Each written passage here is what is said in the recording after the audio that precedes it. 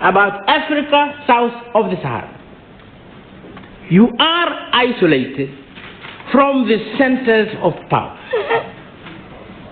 There is no internal problem, there is no internal urge in the United States, or in Europe, or in Japan, to help Africa. None. And I think, to some extent, the age of imperialism has gone. So you could easily be forgotten.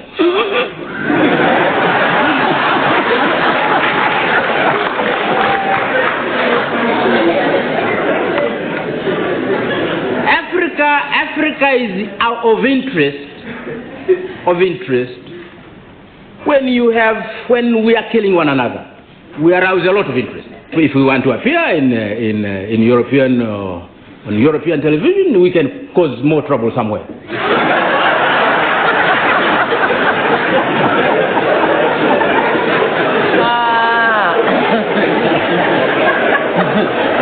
Africa south of the Sahara is isolated.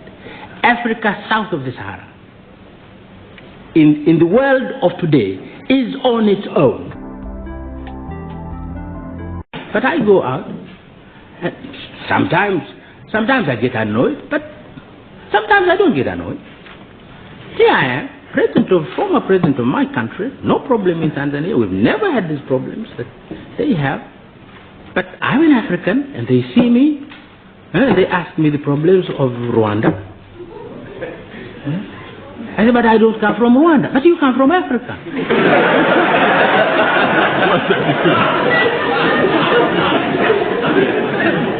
But I don't meet everybody. I don't meet an Englishman somewhere. If Blair was to come to Dar es Salaam, I don't ask him what is happening in Bosnia. It never occurs to me. I should ask Blair, what is happening to you Europeans because of what is happening in If President Cole was to come somewhere, I don't ask him what is happening in Chechnya. Well, Cole could say, why are you asking me anything about Chechnya? I don't know what is happening in Chechnya. But this is not true about Africa. About Africa, Mr. President, you go, here you are, trying to build something which is a tremendous experience. But perhaps you are different, because sometimes they think South Africa is different. So perhaps they would say, but this is President Mandela, this is different, it's not...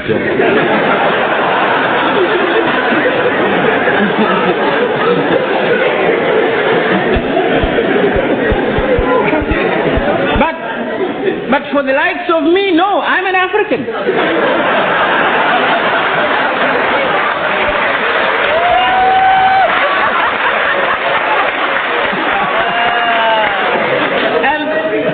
And I say, sometimes I get irritated, but then I say, why? Why do I get irritated? Because, of course I'm a Tanzanian, but what is this Tanzania? What is this Tanzania? Why should these Europeans see me as a Tanzanian? What is this Tanzania? This is something we tried to create in my lifetime. I built Tanzania. So what is this Tanzania? The Europeans are right. The North Americans are right to look at me as an African.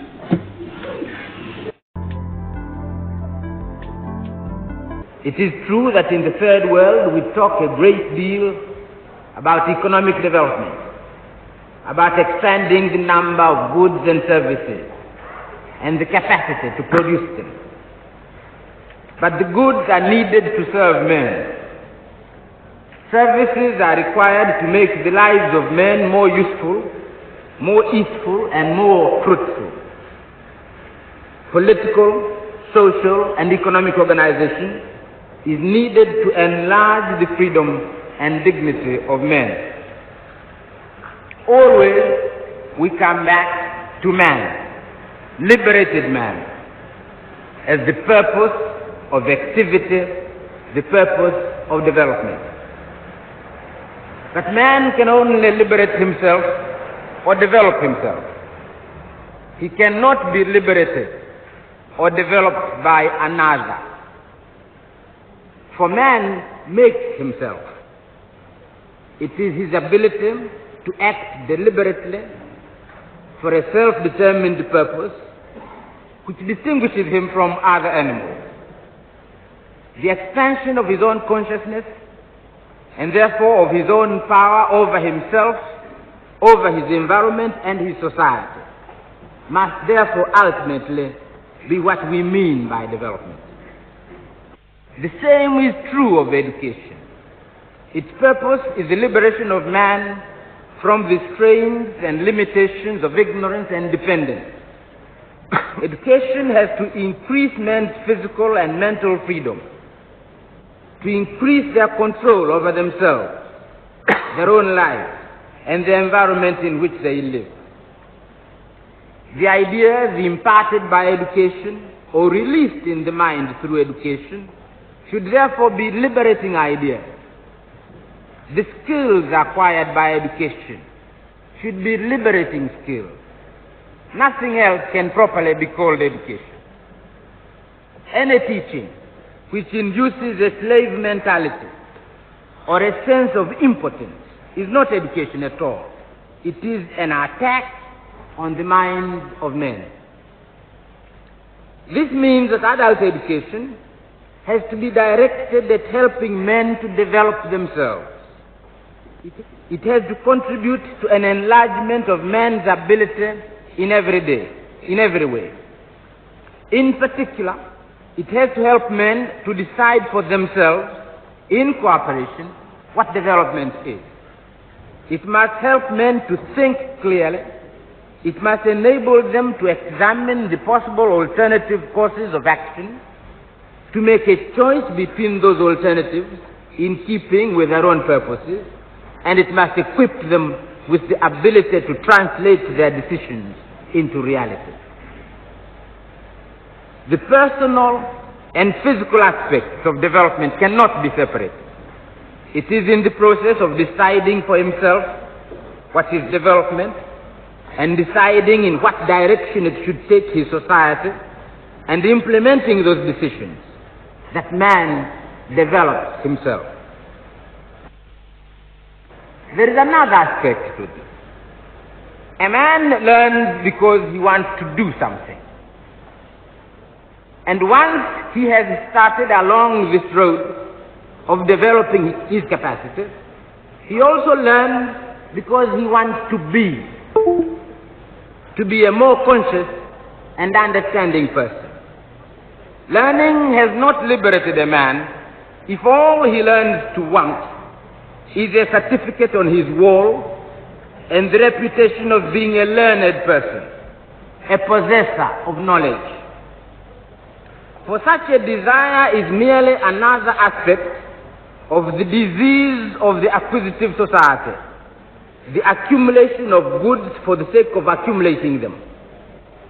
The accumulation of knowledge, or worse still, the accumulation of pieces of paper which represent a kind of legal tender for such knowledge, has nothing to do with development.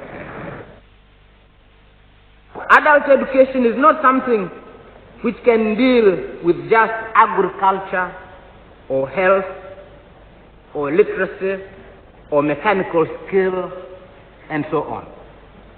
All these separate branches of education are related to the total life a man is living and to the man he is and will become or is becoming. Learning how best to grow soya beans is of little use to a man if it is not combined with learning about nutrition or the existence of a market for beans. This means, therefore, that adult education will promote change